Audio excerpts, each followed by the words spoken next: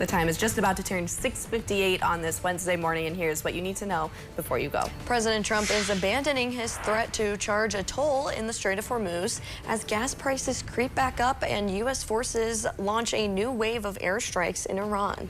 Go evacuations for the wildfires up north have expanded across Lake County as the Camp Fire spreads just miles north of Winton, Minnesota. The Camp Fire has spread to 2,800 acres. Many residents that live off of Fall Lake or border that go evacuation. Many have already packed their bags and left. Governor Tim Walz is expected to meet with state leaders and his emergency executive council today for a briefing on the wildfires. We will have news crews at both meetings and we'll be bringing you updates on the air and online on Northern News Now. Tuesday, the organization Stop the Hermantown Data Center held a public forum, and comedian Charlie Berens made an appearance, providing comedy and his support for the movement as a fellow Midwesterner. And the state of Wisconsin has announced its first confirmed West Nile virus activity this year, and it has ties to our region.